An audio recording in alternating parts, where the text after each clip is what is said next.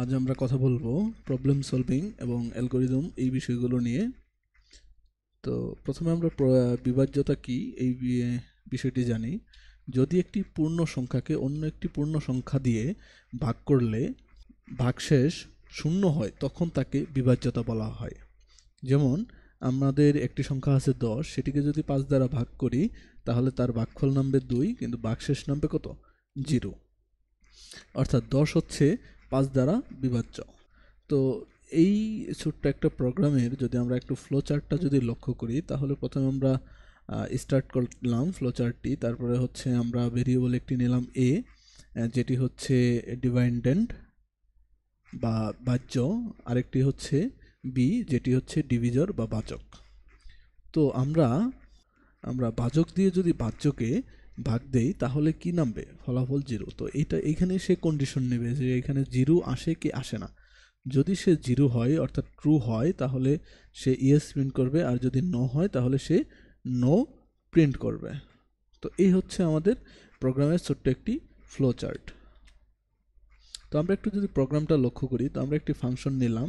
তো ফাংশনের নাম দিলাম যে চেক ডিভিজিবিলিটি। দেন সেখানে হচ্ছে আমরা দুটি ভেরিয়েবল নিলাম, ডিভাইডেন্ড এবং ডিভিজর। তো এই ফাংশনের রেজাল্টটা যদি আমরা দেখি তে ডিভাইডেন্ডকে যদি আমরা ডিভিজর দ্বারা যদি ভাগ দেই তাহলে আমার রেজাল্টটা 0 আসে কিনা। তো আমরা এখন যদি সেটি চেক করি যে রেজাল্ট ইকুয়াল 0 তাহলে রিটার্ন করবে ইয়েস, অন্যথায় রিটার্ন করবে নো। তো আমাদের কি এই ভাগশেষ শূন্য থাকে কিনা বা বিভাজ্যতাটা কিন্তু চেক করা হয়ে গেল এই ফাংশন দ্বারা। তো এখন এটার যদি আমরা কল করি এই ফাংশনটি তাহলে হচ্ছে কি আমার 4কে যদি আমি 3 দ্বারা ভাগ দেই তাহলে কি হচ্ছে? নো রেজাল্ট আসতেছে। তো সেম একইভাবে যদি 4কে আবার যদি ফাংশনটাকে কল করি এবং 3কে যদি 3 দ্বারা ভাগ দিই তাহলে কি আসবে? আমাদের রিটার্ন আসবে ইয়েস। একটি বাস্তব উদাহরণ হলো একটি সাধারণ ব্যয় ট্র্যাকার যা একটি ব্যয়ের মোট পরিমাণ ভাগ করে নেওয়া লোকের সংখ্যা দ্বারা বিভাজ্য কিনা তা পরীক্ষা করে, যা খরচের সমান ভাগাভাগি নিশ্চিত করতে সহায়তা করে। তো আমরা একটু যদি ইমেজ দিয়ে লক্ষ্য করি তো আমাদের 3জন ব্যবসায়ী আছে, তাদের একটি শপ আছে।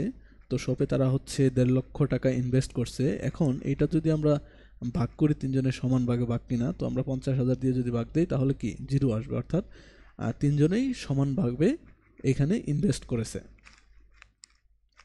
তো এটি হচ্ছে আপনার প্রবলেম সলভিংয়ের খুবই খুবই খুবই সাধারণ একটা সহজ একটা বিষয়।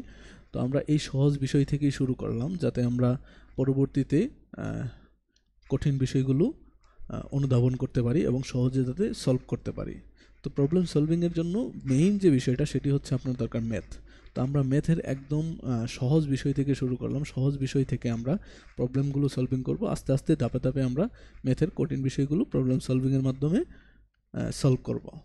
তো ধন্যবাদ, আমাদের সাথেই থাকেন, লাইক সাবস্ক্রাইব করেন, উৎসাহ প্রদান করেন যাতে আমরা আরও ভালো কন্টেন্ট নিয়ে আসতে পারি।